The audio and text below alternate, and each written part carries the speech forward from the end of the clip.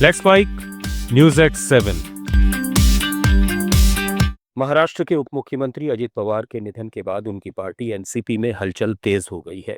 आज वरिष्ठ नेता प्रफुल्ल पटेल, छगन भुजबल और सुनील तटकरे मुख्यमंत्री देवेंद्र फडणवीस से मिलने उनके घर वर्षा पहुंचे। मीटिंग में अजित पवार के फाइनेंस, एक्साइज और स्पोर्ट्स विभाग समेत डिप्टी सीएम पद के भविष्य पर चर्चा हुई। एनसीपी नेताओं का कहना है कि अजित पवार दोनों गुटों के विलय पर काम कर रहे थे और अंतिम फैसला शरद पवार लेंगे। अजित की पत्नी सुनेत्रा पवार ने चुनावी रणनीति के लिए नरेश अरोड़ा को बारामती बुलाया है। जिला परिषद और पंचायत समिति चुनाव अब 7 फरवरी को होंगे और रिजल्ट 9 फरवरी को घोषित किए जाएंगे। एनसीपी के वरिष्ठ नेताओं के अनुसार विलय के बाद पार्टी के पास 9 लोकसभा सांसद और 51 विधायक होंगे, जिससे कैबिनेट और पार्टी संगठन में बड़े बदलाव की संभावना है। इसे पश्चिमी महाराष्ट्र के शुगर बाउल में बीजेपी की पकड़ चुनौती देने की रणनीति के रूप में देखा जा रहा है।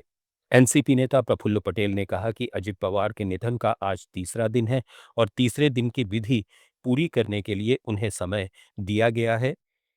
महायुति के साथी के रूप में उनके नेता अजित पवार उप मुख्यमंत्री थे और अब उन्हें योग्य निर्णय लेकर खाली हुई जगह को भरना है। कहना चाहूँगा, बार बार कहना चाहूँगा कि एक बार उनसे परिवार से बात तो करना पड़ेगा। दूसरा, हम जन भावना, आमदारों की भावना और मेरी प्रफुल्ल पटेल की सहित सभी हमारे नेताओं की भावना का भी हमको मालूम है कि हमारे को कितना धक्का पहुंचा है, आघात हुआ है और हम उसी भावना के हिसाब से अनुरूप बिल्कुल योग्य निर्णय लेने जा रहे हैं। केवल हमको परिवार से एक बार बात करने का आज का दिन हमको समझ। केंद्रीय गृह मंत्री अमित शाह ने असम के डिब्रूगढ़ में कहा कि प्रधानमंत्री नरेंद्र मोदी के नेतृत्व में असम और डिब्रूगढ़ के लिए अपूर्व आर्थिक और विकासात्मक अवसर खुले हैं। उन्होंने क्षेत्र में 825 करोड़ रुपए की कई विकास परियोजनाओं का उद्घाटन और शिलान्यास किया। शाह ने भारत और यूरोपीय संघ के बीच हुए मुक्त व्यापार समझौते को ऐतिहासिक करार देते हुए बताया कि अब असम की चाय यूरोप के 27 देशों में बिना किसी शुल्क के जाएगी। डिब्रूगढ़ में बहुविषयक खेल परिसर का पहला चरण उद्घाटित किया गया और दूसरे चरण के लिए 209 करोड़ रुपए की आधारशिला रखी गई। 292 करोड़ रुपए की लागत से world life and research institute की स्थापना भी की जाएगी। बाढ़ नियंत्रण के लिए 15 बड़े तालाब विकसित किए जाएंगे जो सिंचाई, खेती, पशुपालन और पर्यटन को बढ़ावा देंगे। अमित शाह ने कांग्रेस नेता राहुल गांधी पर असम और नॉर्थ ईस्ट का अपमान करने का आरोप लगाया। यहां पर लगभग 825 करोड़ की लागत से 5 परियोजनाओं का भूमि पूजन और उद्घाटन हुआ है।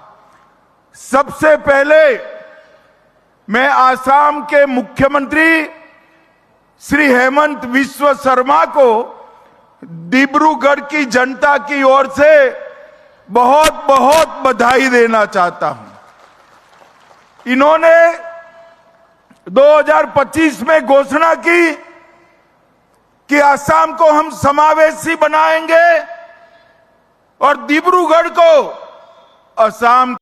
अयोध्या के जगतगुरु परमहंस आचार्य ने ऐसा दावा किया है जिसने सियासी गलियारों से लेकर सोशल मीडिया तक हलचल मचा दी है। आचार्य का कहना है कि अमेरिका के राष्ट्रपति डोनाल्ड ट्रंप ने प्रधानमंत्री नरेंद्र मोदी पर तंत्र मंत्र कराकर वशीकरण कराया था। मीडिया से बात करते हुए आचार्य बोले कि इसी वशीकरण का असर था कि यूजीसी जैसे नियम बनाए गए।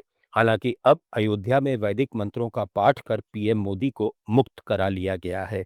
उन्होंने चेतावनी दी कि इससे देश में गृह युद्ध जैसी स्थिति बन सकती थी। आप सुन रहे थे let's mike more than radio. Follow कीजिए हमें हमारे सोशल मीडिया प्लेटफॉर्म्स पर। It's time for news. It's time for more than radio. Presenting the first radio news app, Let's Mic. Let's Mic, a news-based app on your phone where you get to watch and listen news, talk shows, interviews, radio show podcasts. On Let's Mic, you get all relevant information of TV, print, radio, podcast, and digital. Let's Mic talks about every segment of life.